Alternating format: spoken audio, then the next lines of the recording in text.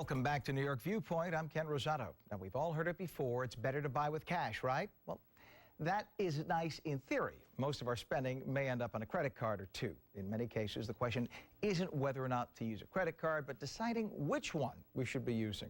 Here to give us some great advice on this topic, we have Ken Mahoney, the president and CEO of Mahoney Asset Management. Good to have you here. Again, I should say. First off, the first question is, should we be using credit cards? Let's start with that. In the real world, we have to. I mean, what do we do? Walk to the ATM every time we buy something? So we have to use a credit card of some sort. But, you know, these are not our fathers or grandfathers' credit cards, so to speak, of 19 and 24% interest. There's a lot of cards out there at 0%. So if you can get 0% credit card, you know, that's something to be using, especially all the reward points and everything that goes along with it. So, and there are, even sometimes within the same company, I mean, Capital One has a whole series to mention one. It's kind of your choice. They'll offer you, do you want this version? Do you want this version? It's up to you. Yeah, You're going to travel, right? Or? Yeah, it depends on what you want to do. You know, these are loss leaders for companies. They don't make money when they have a 0% on there. Their goal is to get you as a customer acquisition. And with that, they hope that you buy some of their other products and services, a home equity line, a mortgage, maybe an investment. But as a consumer, to get 0% and get rewards on top of it, there's never been a better time. So if you're going to use a credit card, you might as well research online, find out those that are 0%, and that give rewards. But there is a key here. If you don't have a 0% credit card, you are an asset management man, what do you do? Okay, let's for example, you have a $10,000 credit limit and used all $10,000 at 10%. And basically, you're almost like on a treadmill. You're running and not getting anywhere. You're making your payments and the balance is not coming down. Maybe transfer it over to a $10,000 into a 0% credit card and start paying those payments, and now you're knocking down the balance. So again, this is not funny money. Here's a problem with 0%. People think it's like monopoly money or funny money. No, it's real money. You still got to pay it back. But it stops the clock from growing, you know, exponentially at 10% or 15% when you transfer your balance to 0%. And the rewards are very interesting, though. You have to be mindful what rewards work for you. So there's some people say, Ken, you know, I have this this great card for travel. Well, do you travel? No, I don't travel. So, you know, try to, you know, line up your needs, your lifestyle with those cards that are out there, the offerings that are out there. Right. I mean, if somebody wants to play the points game, and we know people that do that. Sure. So you spend everything, instead of paying cash out of your pocket, you spend everything on the card, but you got to make sure you pay that card immediately. But in this world of apps on your smartphone, you can do that. It's real convenient. Yeah, and there's a discipline on that. And also, look, after 1 year, companies are going to make money, okay? And then a year from now, they may go up to 10%. So on your little smartphone app, you know, tell Siri, hey, Siri, a year from now, remind me that the credit card interest is going to go from 0 to 10%, and then maybe look for another credit card. But you have to remind yourself, because look, credit card companies figure this out. They look at a basket, they say, okay, some people are going to default, that's not going to be good. Some people are going to stay within the means, and some people over here are going to be able to stay with us longer term. But you have to remind Siri or your smartphone a year from now, hey, this is not 0% anymore, now it's up to 10%. What are you going to do at that point? And what about store cards? Store cards are a whole different animal, aren't they? Yeah, I really don't like the store cards. I mean, sometimes some promotions, like you get 20% off, but most of those store credit cards are running at 15 and 20%. Very few of those credit cards, you know, for those stores. Now, again, if you're disciplined enough to pay at the end of the month, that's one thing, and then enjoy those 30% savings or 40% savings because you're a credit card holder. But the way they give you that 20% savings is by taking the money out of all those other people who don't pay at the end of the month. Exactly. That's how they get that money. And again, then that's a portfolio of credit. You're on the other side of this. They know some people are going to default, some people are going to pay yours 20%, and you want to be on the other side of that. You really want to be at 0%. But the best way, though, here's the thing I say about funny money. Be careful. Yes, it's 0%. But that doesn't mean you go out there and with your friends in Ritz-Carlton and have a nice long weekend and have a lot of memories and nothing to show for it. Use it for something, you know, that's going to help out, let's say, your kitchen.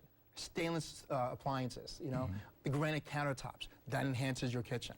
You know, those type of things that are more productive with the money, not just kind of gadgets that end up in a closet that you don't use. Use it for something productive. Now, let's say you're going to use your card, a bank card, pardon me, that is both a debit and a credit card. I've heard that, I mean, I used to hear, oh, it's better just use the debit, takes it out of the bank.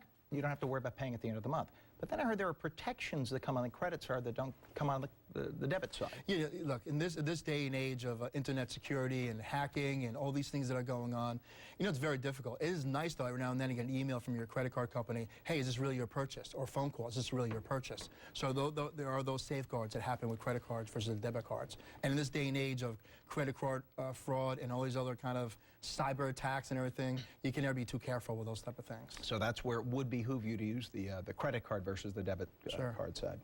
What about people who, say, over a holiday period or for whatever other reason, may overdo it on all their cards and they can't catch up?